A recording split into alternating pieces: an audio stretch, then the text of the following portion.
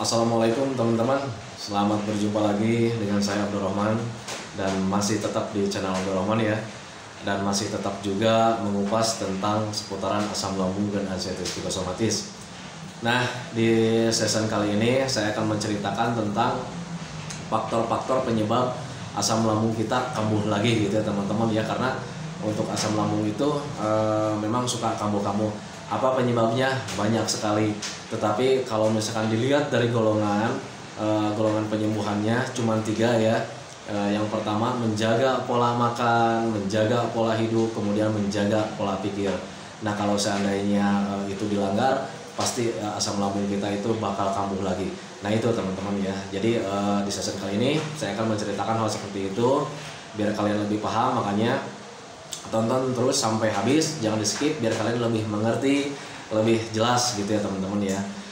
Nah sebelum dilanjutkan saya juga mau mengumumkan sama teman-teman ya bahwa channel saya itu sekarang itu sudah berkembang, tetapi belum terlalu besar kayak orang-orang gitulah. Tetapi alhamdulillah sekarang itu sudah ada timbal balik dari YouTube-nya, sudah menghasilkan uang. Tetapi karena memang dari awal itu saya itu nge-share tentang seputaran asam lambung dan anxieties psikosomatis ini terhadap kalian itu dengan tujuannya hanya ingin membantu saja gitu ya, hanya ingin membantu kalian biar kalian itu cepat terlepas, cepat terbebas dari gangguan asam lambung dan anxieties psikosomatis. Karena memang saya tahu persis rasanya seperti apa ya, rasa nyaman, rasa tidak nyamannya itu seperti apa saya tahu persis ya. Makanya saya itu membuat channel ini pada awal mulanya tidak mengharapkan imbalan apapun, sampai detik ini tidak mengharapkan imbalan apapun. Yang penting kalian itu sehat, kemudian kembali lagi ke kehidupan yang kayak dulu lagi. Nah itu teman-teman ya. Nah oleh karena itu penghasilan YouTube yang sekarang itu mungkin semoga saja untuk yang kedepannya juga tetap menghasilkan. Nanti hasilnya akan kita sumbangkan kepada orang-orang yang kurang mampu teman-teman ya. Dan semoga saja orang-orang yang kurang mampu itu ketika kita kasih sumbangan itu bisa mendoakan kalian semua yang sedang mengalami gangguan asam lambung dan anxieties psikosomatis sampai membaik. Nah itu teman-teman, jadi dukung saya agar tetap bisa agar tetap berkembang channelnya gitu ya teman-teman ya. Dan untuk sodako itu perlu saya jelaskan juga ya teman-teman ya, itu sodako bukan dari saya sebetulnya ya. Jelasnya bukan dari saya, itu sebetulnya dari kalian teman-teman ya. Makanya nanti juga ketika saya share video tentang membagikan sumbangannya, nanti saya juga akan pinta doanya ya, orang yang dapat sumbangan tersebut atau orang yang mendapatkan sodako tersebut agar bisa mendoakan kita semua, bukan kalian saja ya, termasuk saya juga biar tetap sehat gitu ya teman-teman ya, biar tetap sehat walafiat, biar tetap kita itu menjalani kehidupan itu secara normal lagi, kayak dulu lagi gitu, minimal gitu ya. Seharusnya ya lebih baik ya, syukur-syukur menjadi lebih baik gitu ya, dari mulai keimanan kita, rasa syukur kita pada Maha Pencipta, semoga saja akan menjadi lebih baik. Nah itu teman-teman ya, jadi doakan saja, tetap dukung saja, biar nanti ketika saya melakukan sodako dari hasil YouTube itu, kalian juga dapat terdoakan oleh orang-orang yang menerima bantuannya gitu ya teman-teman ya. Dan bagi teman-teman yang baru bergabung juga, dimohon ya di subscribe dulu. Karena apa? Karena selain channel saya berkembang dengan baik, itu juga akan membantu kalian juga ya teman-teman ya. Karena secara tidak langsung, kalau misalnya kalian telah subscribe, kalian juga nanti ikut menyumbang sama sodako tersebut ya. Jadi ada daftar nama kalian lah gitulah. Nah itu teman-teman ya, makanya bagi teman-teman yang baru bergabung, silakan yang belum subscribe, di subscribe dulu biar kalian juga nanti ikut beribadah ya. Karena saya itu membuat channel ini biar kita jadikan lahan ibadah saja gitu ya teman-teman ya, buat lahan ibadah buat kita semua, agar kita itu dicintai sama Allah Subhanahu wa taala gitu ya teman-teman ya. Dan kalau misalkan kita sudah dicintai sama Allah Subhanahu wa taala, sudah barang tentu doa apapun pasti akan dikabulkan karena kita dicintai sama Allah. Nah itu teman-teman, dan bayangkan saja kalau seandainya kalian itu sekarang itu sedang mengalami tidak nyamannya tentang karena sedang mengalami gangguan asam lambung dan anxieties psikosomatis. Kemudian karena sudah nonton channel saya, kemudian sudah subscribe, dan kemudian penghasilannya sudah kita sumbangkan sama orang yang tidak mampu. Intinya kalian sudah dicintai sama Allah. Ketika kalian berdoa sama Allah, ya Allah sembuhkanlah gangguan ini, angkatlah cobaan ini, biar saya itu menjadi lebih baik ke depannya. Kun fayakun ya, Allah itu maha kuasa, Allah itu maha penyayang. Nanti kalian doanya akan didengar, gangguan kalian atau cobaan kalian akan diangkat oleh Allah Subhanahu wa taala. Amin ya rabbal alamin. Nah itu teman-teman ya. Dan patut kita ketahui juga semuanya atas kehendak Allah. Sehatnya kita kehendak Allah, sakitnya kita kehendak Allah. Nah itu teman-teman, makanya kembalikan lagi semuanya sama Allah dengan cara mensyukuri apa yang ada gitu teman-teman ya. Walaupun misalnya kita sekarang sedang menderita nih, sedang tidak nyaman-nyamannya, bersyukur saja sama Allah. Ya Allah, enggak apa-apa sekarang saya sedang tidak nyaman, tidak apa-apa sekarang saya sedang menderita karena memang mendapatkan cobaan darimu ya Allah, tetapi sampai detik ini saya masih diberikan kehidupan. Alhamdulillah, terima kasih ya Allah. Nah itu teman-teman, jadi syukuri saja apa yang ada. Nah itu teman-teman ya. Nah kembali lagi ke topik utama teman-teman ya. Kenapa saya akan nge-share tentang faktor-faktor penyebab gangguan asam lambung kambuh lagi. Karena memang untuk bulan-bulan ini nih, aduh yang namanya cuaca sekarang juga lagi hujan ya, makanya kalau misalnya agak berisik mohon maaf ya. Sekarang lagi hujan. Nah di bulan-bulan ini sekarang itu lagi musim pancaroba ya. Jadi hujannya itu sering lebat gitu teman-teman ya, akhirnya cuacanya menjadi dingin gitu ya. Nah itu teman-teman, jadi ada imbasnya juga lah buat kita yang terkena gangguan asam lambung dan anxieties psikosomatis. Jadi kadang-kadang suka kambuh lagi gitu ya teman-teman ya. Dan kemudian banyak sekali teman-teman yang bertanya ya, Pak kenapa sih cuaca dingin sudah saya hindari katanya, makannya sudah saya jaga katanya gitu ya, kenapa sekarang itu masih suka kambuh-kambuh juga gitu. Jadi sensasinya itu kadang ya suka ada juga yang datang gitu ya teman-teman ya. Nah memang di sini teman-teman ya, dulu juga saya seperti itu ketika sedang mengalami gangguan asam lambung dan anxieties psikosomatis. Ketika saya sudah mulai membaik ya, katakanlah 80-90% gitulah ya, itu memang kadang suka nyolek-nyolek ya, suka kambuh-kambuh ya. Nah waktu itu saya juga sempat heran sih ya, heran kenapa sih, kan kemarin-kemarin itu sudah mulai enak gitu ya, tetapi sekarang itu kenapa kambuh lagi gitu. Memang banyak sekali faktornya sih sebetulnya, tetapi kalau misalnya digolongkan itu cuma 3 ya sebetulnya ya. Karena untuk obat asam lambung dan anxieties psikosomatis yang paling utamanya itu cuma 3 hal ya. Yang pertama itu pola makannya dijaga, kemudian pola hidupnya juga dijaga, kemudian pola pikirnya dijaga. Nah ketika yang 3 ini kita langgar sebagiannya saja gitu ya, itu pasti akan kambuh lagi. Kita tengok dari pola makannya ya.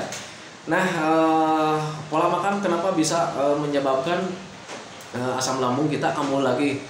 Kalau seandainya jam makannya kita tidak tetap, itu asam lambungnya pasti meningkat lagi. Itu pasti asam lambungnya kambuh lagi. Gitu teman-teman ya. Makanya kalau kalian sebelum 100% sehat ya, sebelum kalian 100% normal, usahakan jam makannya tetap saja gitu ya teman-teman ya. Jadi kalau misalnya jam 6 makan ya sudah jam 6, besoknya jam 6 lagi. Misalnya nantinya jam 6 lagi. Seperti itu, jangan dirubah-rubah ya. Itu yang pertama. Kemudian jaga juga jenis makanannya ya. Jangan pernah mengkonsumsi makanan yang alot-alot teman-teman ya. Walaupun misalkan lambung kita itu sudah membaik gitu ya, tetapi kan perbaikannya belum 100% ya. Belum 100%. Jadi kalaupun sudah 100%, ya jaga dulu lah. Kalau misalkan sekarang nih, bulan sekarang itu sudah sehat total misalkan gitu ya, sudah sehat total, kasih jarak lah gitu ya. Kasih jarak sekitar 3 bulan lagi atau 2 bulan lagi, tetap dijaga makanannya, jangan yang alot-alot. Karena kalau misalnya makanan yang alot-alot, nanti asam lambungnya akan meningkat lagi karena untuk membantu mencerna. Dan ketika misalkan organ lambung kita itu masih tipis-tipis atau belum normal 100%, nanti kita akan terganggu lagi. Gitu teman-teman, makanya jaga jenis makanannya. Dan kemudian pola makannya juga, pola makannya itu harus dijaga gitu ya teman-teman, karena untuk asam lambung itu memang serba salah ya. makan sedikit kita itu kelayangan gitu ya, asam lambungnya naik atau kembung lagi. Makannya banyak sama seperti itu ya, kelayangan, kadang kembungnya tambah lagi, napasnya agak berat lagi. Jadi memang serba salah lah gitu ya. Nah, tetapi ada cara makan yang paling efektif yang saya dulu lakukan teman-teman, dan itu sudah ada dalam Al-Quran ya. Jadi makannya itu mengikuti ajaran Rasulullah teman-teman ya. Jadi makanlah sebelum kalian lapar, berhenti sebelum kalian kenyang gitu ya. Artinya makannya hanya sederhana saja, porsinya hanya sederhana saja gitu ya teman-teman. Jadi jangan terlalu banyak makannya, karena kalau seandainya terlalu banyak itu bisa kembung lagi ya, kembung lagi, begah lagi seperti itu. Tetapi kalau misalnya sedikit juga ya serba salah sih memang seperti itu. Makanya saya dulu itu mencoba menerapkan pola makannya seperti Rasulullah saja gitu ya. Jadi makan sebelum lapar gitu ya, berhenti sebelum kenyang. Artinya makannya itu cuman secukupnya lah gitu. Jam 6 kita makan nih, cuman kita tahu ya porsinya kalau makan segini itu paling tenaga paling cukup 3 jam atau 4 jam gitu ya. Nah makanya ketika tenaga saya mau habis, walaupun misalkan itu belum ada rasa lapar, saya mencoba makan lagi ya. Saya mencoba makan lagi karena memang Rasulullah mengajarkannya seperti itu ketika sakit ya. Jadi makannya makan sebelum lapar, berhenti sebelum kenyang. Jadi jam 6 saya makan sedikit ya porsinya. Kemudian jam 9 saya makan lagi. Kemudian jam 12 saya makan lagi. Waktu itu seperti itu karena memang sedang dalam perbaikan lah gitu. Beda dengan ketika kalau sudah sehat ya. Kalau sudah sehat ya kita 3 kali saja. Pagi-pagi sarapan, siangnya makan siang, sorenya makan sore, tidak ada makan malam ya. Nah itu teman-teman ya. Jadi makannya dijaga saja. Dan kalau seandainya kalian tidak menetapkan jam makannya dengan sempurna, ya sudah pasti ya itu pasti akan kambuh-kambuh lagi. Itu yang saya alami dulu ya. Dan kemudian dari pola makan itu kita jaga juga jenis makanannya teman-teman ya. Kita juga jaga jenis makanannya. Jadi jangan mengkonsumsi makanan-makanan yang ada efek sampingnya kayak macam kol ya, kemudian brokoli, kemudian kuning telur, kemudian umbi-umbian, pokoknya yang bisa menyebabkan gas saja. Makanan yang mengandung gas itu nanti bisa memicu lagi teman-teman ya, memicu asam lambung kambuh lagi. Nah itu teman-teman ya. Jadi makanya sebelum 100%, sebelum normalnya 100%, sebaiknya alangkah baiknya dijaga. Saya sampai sekarang masih tetap dijaga walaupun saya sekarang sudah sehat total ya. Sudah tidak ada sensasi yang dirasakan, udah lama ya. Udah lama sekali saya tidak merasakan sensasi. Kenapa seperti itu? Ya karena memang saya selalu menjaga, sampai detik ini saya selalu menjaga makanan saya gitu ya. Tetapi untuk sekarang karena memang saya sudah sehat total, ada jenis makanan-makanan yang pantrangan juga sekarang sudah mulai bisa dikonsumsi teman-teman ya. Tetapi waktu itu sebelum sehat total itu saya pure ya menjaga makanan yang tidak ada efek sampingnya. Pure itu saya jelas tinggalin ya. Yang penting nilai gizinya terpenuhi gitu ya. Walaupun misalkan ada vitamin C nih, kita kekurangan vitamin C sebetulnya, tapi kita butuh nih adalah makanan yang mengandung vitamin C yang aman untuk kita konsumsi. Nah itu teman-teman, kalau misalnya kita kekurangan vitamin D nih, ada juga. Jadi pilah-pilah lah gitu makanannya. Nah itu teman-teman ya. Nah itu kemudian minumnya juga sama teman-teman ya. Jadi kalau misalkan kita kekurangan minum dulu sebelum saya 100% sehat ya, ketika di ambang 90% mau ke 100% sebetulnya waktu itu ya, sedang nyaman-nyamannya ya makanan saya jaga ya, makanan dari jauh makan saya dijaga, kemudian jenis makanan saya jaga gitu ya, makannya sudah ala Rasulullah gitu ya teman-teman ya. Tetapi kenapa asam lambung saya itu kambuh lagi? Ternyata ketika diingat-ingat, oh ternyata saya hari ini minumnya kurang teman-teman ya. Makanya ketika menjalani ke sana, saya minumnya tambahin lagi minimal 8 gelas dalam sehari. Besoknya tidak terjadi apa-apa. Sampai detik ini saya lakukan seperti itu teman-teman ya. Jadi minimal 8 gelas dalam sehari untuk minumnya. Jadi selain kalian menjaga pola makannya, mineralnya juga harus tetap dipenuhi. Karena apa? 70% anggota tubuh kita itu, organ tubuh kita itu mengandung air teman-teman ya. Jadi air itu sangat berguna sekali buat kita semua gitu ya. Untuk sirkulasinya biar lancar lah, sirkulasinya biar lancar gitu ya. darahnya biar lancar gitu, jadi tidak mengental. Jadi pokoknya untuk air itu sangat penting sekali. Nah itu teman-teman, makanya penuhi juga mineralnya, jangan sampai kurang ya, minimal 8 gelas dalam sehari. Dan untuk mineral itu sebetulnya disesuaikan dengan berat badan sih ya, disesuaikan dengan berat badan kita. Kalau seandainya berat badan saya itu dikalikannya itu ke 40 cc. Jadi kalau misalkan 50 berat badan kalian 50 ya kalikan saja ke 40 cc, nanti hasilnya nah segitu gelas gitu ya, segitu sekian cc untuk minumnya. Tetapi kalau misalkan kalian bingung ya, di rumah nih nggak ada timbangan nih gitu ya, jadi gimana nih cara mengukur berat badan? Memang suka bingung, saya juga dulu suka bingung ya, karena nyari timbangan badan itu sangat sulit sekali ya. Tetapi saya minimalkan saja 8 gelas. Tetapi kalau misalkan toh 8 gelas itu kelebihan ternyata nggak apa-apa ya. Ada efek sampingnya, ada. Apa sih efek sampingnya? Banyak kencing saja. Dan untuk sering kencing itu sangat bagus sekali ya, untuk mendetok racun-racun yang ada dalam tubuh kita. Jadi bagus lah. Kalau misalkan lebih mau 10 gelas, mau 12 gelas juga nggak apa-apa. Yang penting kalian itu minumnya itu jangan terlalu, misalkan 2 gelas sekaligus nih, minum 2 gelas besar. Jangan juga seperti itu ya teman-teman ya. Sedikit-sedikit aja. Dulu saya tuh minum itu satu kali minum itu 1 gelas ukuran sirup ya. Saya 8 gelasnya ukuran sirup ya dulu ya. Tetapi kalau misalnya teman-teman belum kuat ukuran gelas 1 sirup itu, ukuran gelas sirup ya bisa gelas kecil saja gitu ya. 8 gelasnya itu 8 gelas kecil. Tetapi kalau untuk saya pribadi waktu itu, karena memang berat badan saya itu dulu ya lumayan besar ya. Jadi saya itu 8 gelasnya itu 8 gelas ukuran gelas sirup teman-teman ya. Dan minumnya itu sekali minum itu 1 gelas itu, tetapi tidak langsung diteguk sekaligus, tidak teman-teman ya. Jadi pelan-pelan saja, santai saja sih ya. Santai minumnya, minum air hangat ya, bukan air putih tetapi air hangat. Minum pelan-pelan, yang penting habis. Nah itu yang penting dalam 1 hari itu 8 gelas saja gitu. Jadi jangan sekaligus mentang-mentang dapat keterangan minimal 8 gelas dalam 1 hari. Sementara kalian malas untuk minumnya di sekaligus gitu ya, minumnya 8 gelas, jangan, itu bahaya ya. Itu justru bukan baik ya, itu bisa mengganggu kita. Nah itu teman-teman ya. Nah itu untuk pola makan. Jadi kalau seandainya pola makannya kita langgar, itu bisa menjadi penyebab asam lambung kita kambuh lagi teman-teman. Jadi makanya tetap jaga ya, tetap jaga pola makannya, dari mulai jam makannya, kemudian kapasitas makanannya, kemudian jenis makanannya, dan kemudian juga ciri makanannya. Jadi jangan yang alot-alot sifatnya ya, sifatnya jangan yang alot-alot, yang mudah dicerna saja. Bantu pencernaan kita untuk mencernanya agar lebih mudah teman-teman. Kayak macam ngunyah agak sering juga, jadi ngunyahnya itu agak lamaan lah gitu, biar nanti ketika masuk ke dalam lambungnya itu makanannya sudah lembut gitu. Nah itu juga bentuk membantu pencernaan kita teman-teman ya.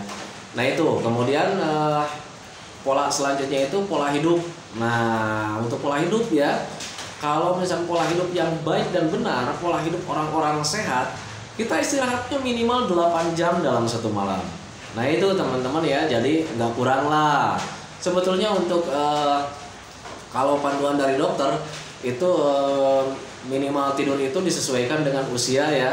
Kalau seandainya usia produktif, antara usia anak-anak gitu ya sampai dewasa itu minimal 8 jam gitu ya dalam 1 malam. Tetapi kalau misalnya untuk usia yang udah nambah usianya kayak macam saya itu sebetulnya 6 juga sudah cukup ya. Tetapi karena memang kitanya pengen sehat ya sudahlah, ikut 8 jam saja gitu. Lebih 8 jam lebih baik gitu ya teman-teman ya, ketimbang 6 jam gitu ya teman-teman.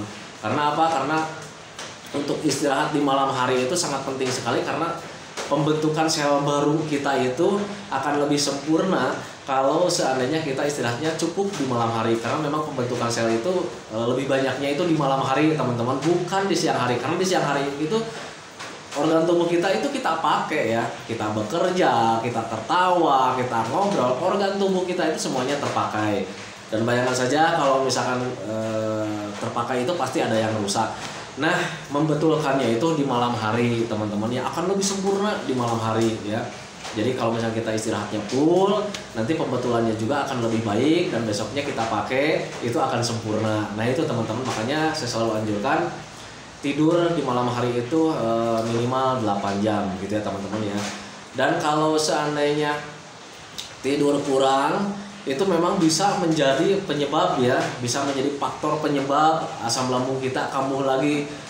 Karena memang untuk kurang tidur yang saya rasakan memang seperti itu teman-teman ya. Jadi ketika malam harinya kita kurang tidur, saya kurang tidur waktu itu sangat tidak nyaman paginya. Ketika terbangun itu tidak nyaman. Berbeda ketika malamnya tidurnya full ya, tidurnya full gitu. Ketika bangun di pagi hari itu ada nyaman ya, ada nyaman tersendiri itu. Dan untuk kurang tidur, rasa tidak nyaman itu berlakunya bukan untuk kita yang terkena gangguan asam lambung dan artritis psikosomatis saja sih sebetulnya. Coba ingat-ingat ketika kalian sebelum terkena gangguan asam lambung dan artritis psikosomatis, kalau kurang tidur pasti besoknya tidak nyaman kan. Nah saya juga dulu mengingatnya seperti itu ketika asam lambung saya kambuh.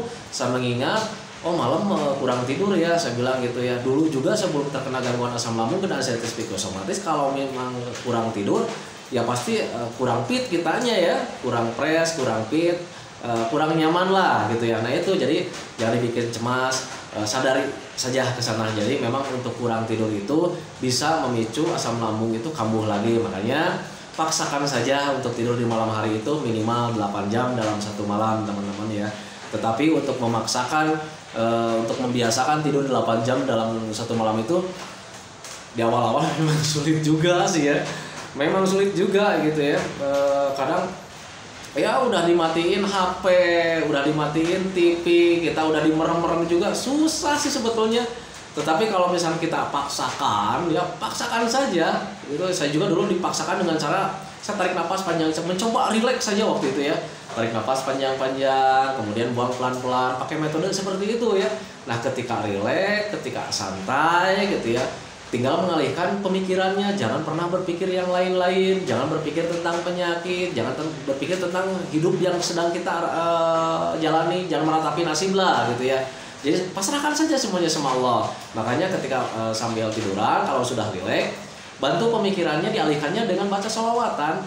Saya juga dulu seperti itu teman-teman ya, baca sholawatan sambil ya wiridan kayak macam seperti itulah. Kalau misalnya kalian belum baca-baca semampunya saja. Yang penting tujuannya mendekatkan diri saja sama Allah. Dan itu kalau misalkan kita jalani setiap hari, waktu itu saya jalani setiap hari, tahu-taunya ya terbiasa ya. Terbiasa akhirnya jam 8 itu kalau misalnya sudah sholat isya, jam 7, jam 8 itu sudah ngantuk ya. Sudah ngantuk, padahal di awal-awal itu rasa kantuk itu tidak ada. Nah tetapi karena mungkin terbiasa ya, akhirnya saya itu bisa karena terbiasa gitu. Jadi dibiasakan lah gitu ya teman-teman ya. Nah itu teman-teman, jadi makanya untuk yang tidur, yang masih susah tidur, paksakan saja, lakukan cara seperti saya gitu ya, tarik nafas panjang-panjang. Jadi gimana caranya supaya rileks? Karena kalau misalnya rileks, kita santai, rileks, itu pasti rasa kantuk pasti ada. Karena kalau misalkan kitanya stres, kitanya berpikir keras gitu, ya rasa kantuk tidak ada sebetulnya. Karena apa? Karena otak kita bekerja terus itu. Nah itu teman-teman ya. Nah itu teman-teman, jadi dari pola tidur juga bisa memicu asam lambung naik kalau seandainya kita tidak lakukan dengan benar. Nah itu teman-teman ya. Nah kemudian dari pola makan juga saya lupa ya. Kalau misalkan itu cara makan, kalau seandainya sudah makan langsung berbaring, itu bisa memicu asam lambung naik lagi ya. Jadi makanya untuk kalau misalkan kalian sudah makan, usahakan duduk saja dulu lah gitu ya. Usahakan duduk, jangan langsung berbaringan. Untuk saya juga dulu gitu ya. Emang untuk asam lambung sih agak sulit ya, agak susah gitu ya. Jadi serba salah. Makan kita nggak nyaman, sudah makan kita nggak nyaman. Nah waktu itu saya mengakalinya ketika sudah beres makan, saya nggak langsung tiduran, saya cuma duduk kemudian nonton video kayak macam begini. Nanti ketika tenang, ketika santai, nanti akan membaik lagi dan bisa beraktivitas lagi. Jadi usahakan untuk makan juga, nanti untuk cara makannya jangan kalian pernah ya makan sesudah makan langsung berbaring, nanti itu sensasinya bakal kambuh lagi. Nah itu teman-teman ya. Nah itu untuk pola hidup juga. Untuk tadi untuk tidur sudah. Nah untuk kurang olahraga teman-teman ya. Jadi kalau misalkan pola hidup kita itu kurang olahraga, kadang sensasi suka datang. Kenapa seperti itu? Karena biasanya kalau misalnya orang yang kurang gerak, sering berdiam diri di rumah, itu nonton TV terus atau nonton HP terus, ketika HP-nya ditinggalkan, ketika memandang di sekitar, itu suka agak aneh ya, suka agak buram. Mungkin itu akibat reaksi dari sinar HP atau sinar TV, saya juga kurang mengerti. Tetapi kalau seandainya terlalu berlebih nonton HP, nonton TV, intinya terlalu banyak diam diri di rumah atau terlalu banyak duduk di rumah, ketika keluar itu memang mata itu agak buram juga ya. Itu yang saya alami, makanya hindarilah. Jadi hindari terlalu sering duduk, olahraga saja ya. Kalau misalkan olahraganya belum kuat nih, ya duduk-duduk saja, duduk-duduk santai gitu depan rumah gitu. Saya juga dulu kadang kursi dibawa keluar ya, kursi itu dibawa keluar, duduk nongkrong gini aja ya, lihat orang lalu lalang. Karena orang lalu lalang, "Pak, gimana, sehat?" Dan ketika ada orang yang bertanya, "Pak, sehat?" Walaupun rasanya sedang tidak nyaman waktu itu, karena memang saya tahu tentang psikosomatis ya, jadi pikiran yang berpikir kemudian tubuh yang merespon, akhirnya saya berpikir ke sana. Makanya ketika ada orang yang bertanya, "Pak, sehat?" Walaupun rasanya masih tidak nyaman waktu itu, saya bilang, "Sehat, alhamdulillah." Saya bilang gitu ya. "Ya alhamdulillah Pak, saya lanjut ya, jalan dulu." Ya, saya bilang gitu-gitu aja setiap hari. Lama itu saya lakukan ya. Nah itu teman-teman ya. Itu lama sekali saya lakukan ya. Tetapi karena memang ingin membaik, ya saya lakukan saja. Malu sih sebetulnya ya.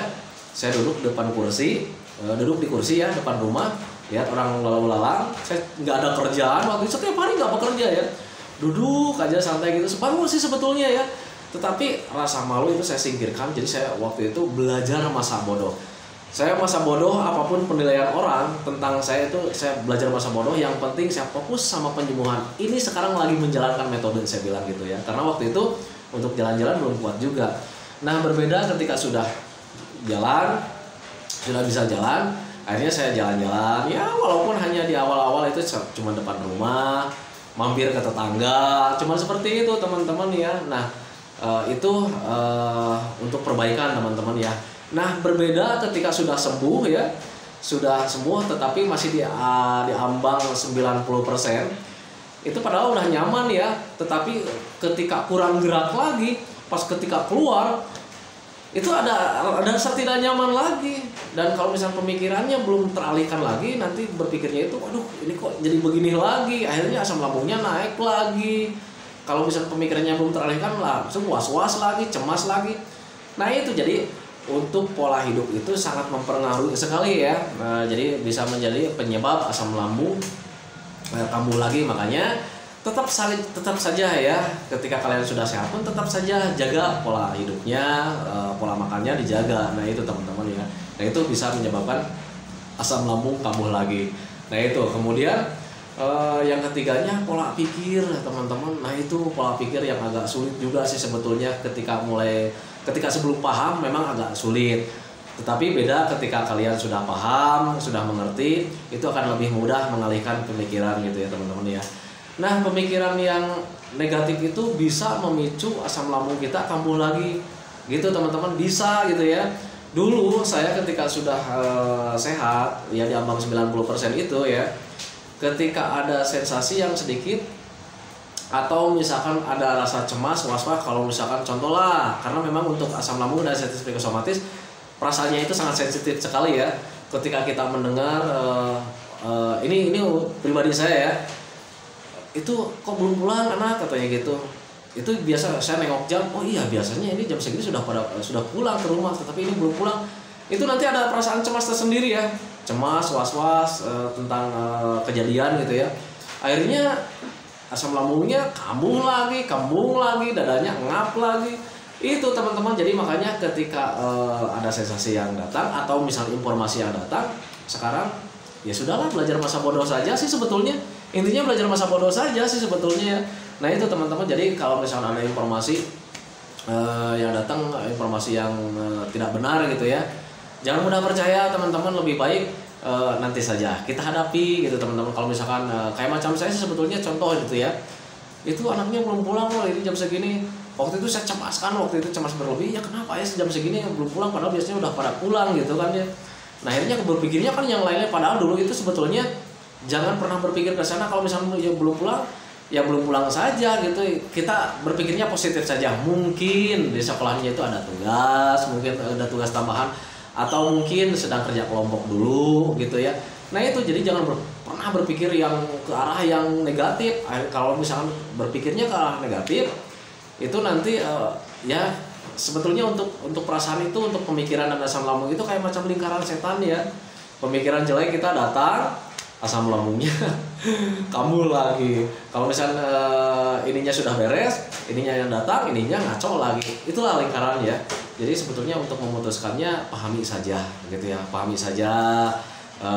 Kita bertindak sadar saja, sadar bahwa kita itu sekarang sedang mengalami gangguan asam lambung dan anxiety psikosomatis, sedang menjalankan metodenya. Jadi jangan pernah berpikir yang lain-lain, berpikirlah secara positif. Kalau seandainya ada sesuatu, jangan pernah berpikir yang ngaco, berpikirlah yang positif. Kayak macam contoh tadi saya ya, ketika waktu dulu, seharusnya jangan berpikir tentang waduh jangan-jangan di jalannya sedang begini, tidak ya. Berpikir saja positif, mungkin sedang ada kerja kelompok, mungkin ada tambahan pelajaran. Nah itu teman-teman ya. Nah itu teman-teman ya. Jadi banyak sekali sih faktornya ya. Banyak sekali faktornya, faktor penyebab asam lambung kita kambuh lagi. Itu dari 3P. Terus ada juga ya, dari cuaca dingin, banyak ya. Banyak, makanya kalian pelajari saja dulu lah. Pelajari dulu sifat-sifat asam lambung, sifat-sifat GERD, kemudian sifat-sifat anxiety psikosomatis. Pelajari dulu, nanti ketika kalian sudah mempelajari, ketika sudah paham, sebetulnya untuk dikasih tahu seperti ini juga kalian sebetulnya tidak usah ya, karena nanti ketika sudah dipelajari, sudah paham, kalian akan mengerti sendiri sih sebetulnya ya. Akan mengerti sendiri, akan paham sendiri. Oh ternyata memang begini, oh ternyata memang begitu. Nah itu ya, nah itu teman-teman ya. Nah itu teman-teman ya, karena durasi ini sudah panjang sekali. Itu faktor-faktor penyebab asam lambung kita bisa kambuh lagi. Jadi sebetulnya kalau misalnya digolongkan, kita lihat dulu lah. Obat asam lambung dan anxiety psikosomatis itu bisa dilakukan dengan untuk penopangnya untuk 3 hal, yaitu yang pertama pola makannya dijaga, pola pikirnya dijaga, pola hidupnya dijaga. Dan kalau seandainya ketiga itu ada aja sebagian yang kita langgar, itu juga bisa menjadi faktor penyebab asam lambung kita kambuh lagi. Makanya kalau misalnya tidak ingin kambuh lagi, tetap saja yang 3 ini jalankan dengan benar ya, dengan benar, dengan sungguh-sungguh, dengan sabar, karena sabar juga bisa membantu ya, membantu kita dalam proses pemulihan. Karena kalau misalnya kita sabar, ada ketenangan tersendiri, asam lambungnya akan tetap stabil. Nah itu teman-teman ya. Nah itu teman-teman video dari saya tentang faktor-faktor penyebab asam lambung kita kambuh lagi. Dan kemudian saya ingatkan lagi sama teman-teman, channel saya itu sekarang sudah menghasilkan. Nanti kita itu hasilnya akan kita sumbangkan sama orang-orang yang kurang mampu. Semoga saja orang-orang yang kurang mampu itu mendoakan kita semua, khususnya kalian yang sedang belum ini ya, yang sedang menjalani metode penyembuhannya, yang sedang mengalami belum sembuh gitu ya. Jadi semoga saja dia itu mendoakan kalian biar cepat sembuh, cepat kembali lagi seperti dulu, cepat normal lagi, cepat berwarna lagi kehidupannya, cepat ceria lagi, pokoknya cepat sehat lagi gitu ya teman-teman ya. Dan nanti saya juga ketika memberikan sodako atau sumbangan sama orang yang tidak mampu, mohon maaf bukan saya ria, karena memang itu bukan ria ya, bukan saya itu, soalnya itu juga uang kalian, bukan uang saya loh itu ya, itu uang kalian. Jadi alangkah baiknya nanti kita videokan saja biar kalian nanti yakin ya bahwa ternyata orang tersebut sudah mendapatkan sodako atau mendapatkan sumbangan dari kita semua. Dan semoga saja nanti mendoakan kalian biar kalian itu cepat membaik. Nah itu teman-teman, makanya tetap dukung channel saya. Yang belum subscribe mohon subscribe dulu, karena tanpa disadari kalau seandainya kalian sudah subscribe berarti kalian juga ikut berpartisipasi di sana. Nah itu teman-teman ya. Dan dimohon juga biar penghasilannya tambah banyak ya, biar kita itu nanti semakin banyak menyumbangnya ya, biar banyak orang yang kita sumbang gitu. Makanya kalau misalkan ada iklan, tolong jangan di skip ya, jangan dilewati, tonton saja, cuman beberapa detik kok. Karena jujur ya, penghasilan YouTube semuanya itu kebanyakannya itu dari iklan. Jadi kalau seandainya kalian skip iklannya, nanti dana yang masuknya juga sedikit gitu ya teman-teman ya. Jadi makanya tonton saja iklannya, nggak lama kok, cuman beberapa detik.